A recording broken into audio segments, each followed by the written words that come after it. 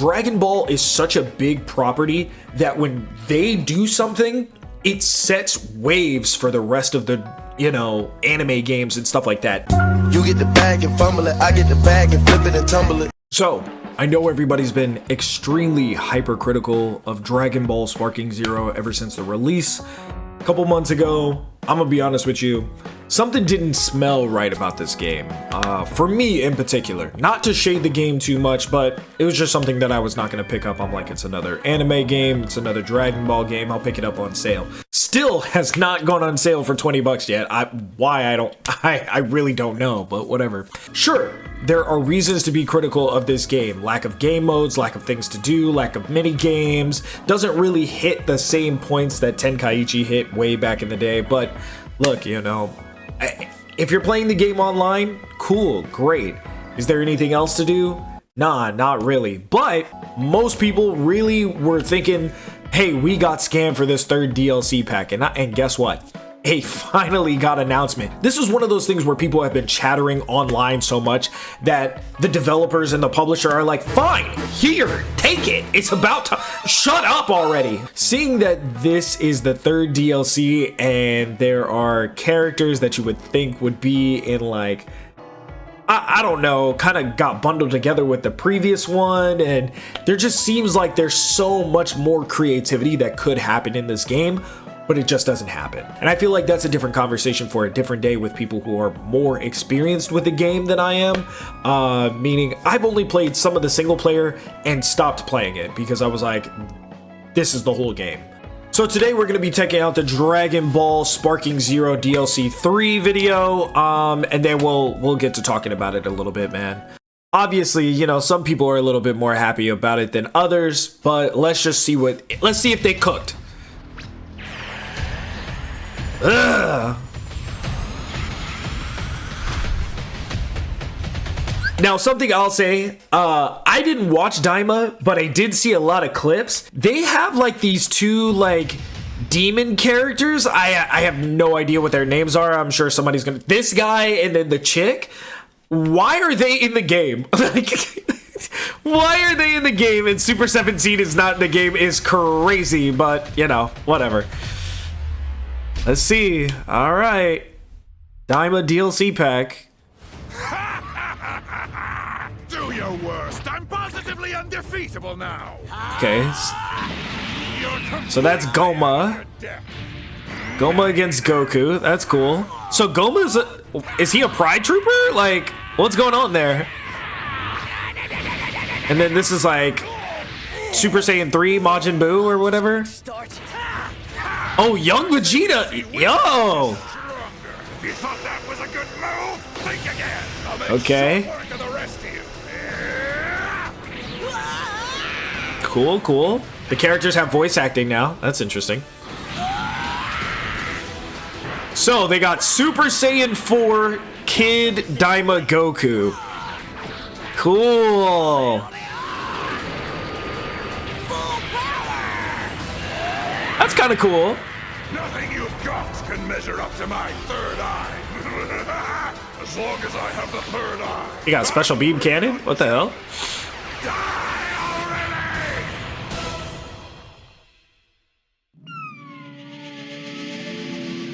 Okay. It feels good to be back in my old body. Ah, look at Sean. Yeah, Super Saiyan 4 performance, bro. He just gets better and better over time, man. Sean Schimmel just gets better and better. To normal, you're no match for me. Super Saiyan 3 Vegeta, that's cool. Glad to see he's not a mod in the game, so that's cool. Me!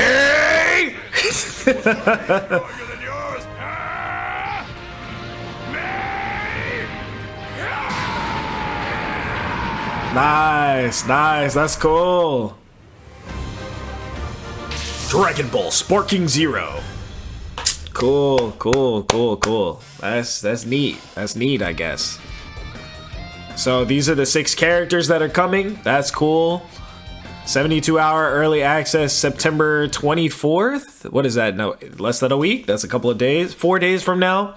So They have Goma in here twice. That's a little odd. Obviously, one is the awakening, like, transformation one. Visually, there's not much of a difference, but, you know, whatever. I'll say this, man. They could have dropped, like, a new game mode or something at the same time, but I know people are hypercritical of this and they have way smarter things to say. That's kind of why I don't want to touch on this too much. Not only that, I just really haven't been playing this game like that. I think maybe I have like 2 or 3 hours of playtime. I did like the first couple of Goku missions in the single player mode. I didn't bother touching multiplayer because it's like, if I'm not playing with my friends or like playing with my brother or something like that, it's like, who cares? Like, this isn't a game that I play online, which is very disappointing to me because one of the things that I personally would have liked to see is like a lot of offline mode stuff, kind of like how the previous Tenkaichi games had. You could like set it, you know, if you were the player against the computer, you could set your health bar to whatever you want. Like, that's something that I would have liked to see. I would have liked to see the stage transitions be in single player or something like that. Like, I wanted more replay value. And sure, you have like the DP settings and stuff like that you can change, but it's like weird that you can't even do it in like the practice and like the training mode, that you can't like set up characters' health bars beforehand in a offline mode, like single player versus the computer type mode. So it's just really weird to me. That's all. But obviously, the game can't all be critiques. It's a very pretty game. It's a very fun game, I guess. So that's cool. That's cool. Good for them. Good for them. I would have liked to see a new game mode, but you know. Now, I will say, looking at this DLC lineup, when the first one came out, that really set like a huge precedent. Me personally, that's how I feel. Because I was thinking like all of the DLC packs are going to be crazy. Because I was tapped in like right around here. I was like, oh, okay, Dragon Ball Superhero, like that's cool. Like, when are we gonna see? Obviously, we're gonna see Daima stuff. Like, are we gonna see manga stuff? Of course, we're not going to, because you know the Dragon Ball license is in like a really, really crazy legal battle right now. Then they dropped the Daima pack, and then hearing people complain that there weren't voice lines for Goku and Vegeta was like, oh, okay, that's weird. And then that update eventually came. So the Goku Mini, Vegeta Mini, blah, blah, blah, blah, blah. Shallot getting added to the game. That was honestly, I thought Shallot was going to come to Xenoverse before Sparking Zero. Like, that's actually insane. So seeing that is kind of crazy. And then also finding out that it's like, I want to say a season 1, but it's like early Shallot, like pre-Super Saiyan, pre-Legends timeline.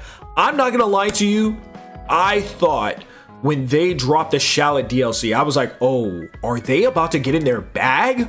Are they about to like, they can't use manga content, they can't use like later anime content. Is this where they double back and they're like, we're dropping Super 7? So that means Super 17 is not coming to the game, which is very disappointing. Legic's not going to be in the game, which is also very disappointing. Rildo is not going to be in the game, which is disappointing.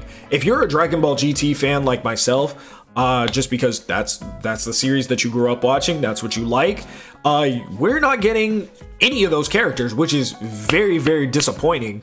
So, I don't know. I feel like they could have put DLC Pack 2 and 3, like the Daima stuff. I think they could have like shoved it into a Part 1, Part 2, and then let DLC 3 be either more Legend stuff, make it Xenoverse stuff. I don't know. I really thought they were about to get in their creative bag. You know what I mean? Where they were going to create a bunch of original content. Like we were going to get maybe original characters or something like that. I don't know. I genuinely do not know. Like, I don't know what I would have expected because my expectations are so low in comparison to other people who are playing this game, and their expectations are somewhere in the middle to very high, and they're still disappointed. So, I don't know. Maybe Xenoverse 2 will continue to thrive because they got the Daima characters, what, like 2-3 months ago or something like that? That shit is actually insane. And the fact that they're holding it down as much as I'm thinking about reinstalling Xenoverse 2, not gonna lie. Like, that was one of the things, like, that game was so legendary. I would love to see an updated version for Xenoverse 3. And this really, I think Xenoverse and Sparking Zero at the same time really could have set like a huge precedent. And it's one of those things where like Dragon Ball is such a big property that when they do something, it sets waves for the rest of the, you know, anime games and stuff like that. It's kind of like Nintendo. Nintendo decided, oh, hey, we're going to drop our games for $80, $90, $100 a piece. And then the rest of the industry seeing that like people are buying it, that's the green light for everybody else to be like, oh, well, we're gonna raise our games prices. We're not gonna change anything about development, but games are expensive to make. We're just gonna bump them up to $80, $90 too, because Nintendo's doing it, and if they're getting sales, people are buying Nintendo games. That makes it okay. So I would have liked to see Dragon Ball go somewhere a little bit more creative when it came to Sparking Zero, because the cast is so huge. It's like you could do so much stuff, but they're just not doing it. I don't want to say they're choosing not to do it, but this is just one of those things where I know the entire game is not creativity driven. It's just not. You know, it's based off of like how much money can we make. And that's very apparent with the Daima DLC packs being split up the way that they are, and then the space and time that have been since Daima finished compared to now. And it's like, with no plans for the future, no conversations for the future. You know, I was having a conversation with a friend of mine who pays attention to like Jump Festa and stuff like that.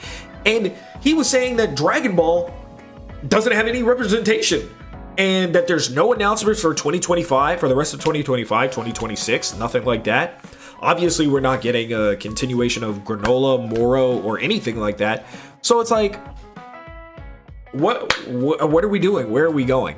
And hopefully the rest of, I'd rather not say Bandai Namco, because it's like the rest of the anime IPs that are putting games out and stuff like that, I think that hopefully they take this, right? They take all that exists here and say, how do we do something vastly better than this? How do we, and it's not that difficult. It's not that difficult because I feel like as long as you have a good base, like Sparking Zero has a good base. It's one person fighting another person or a team of characters fighting another team of characters, right?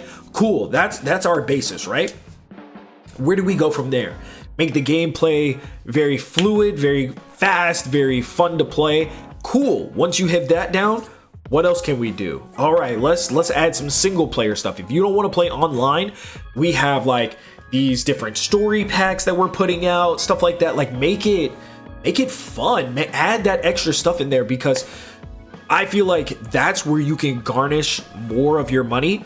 Because it's almost like when Dragon Ball Z Kakarot came out, right? And they decided to do the DLC packs the way that they did them.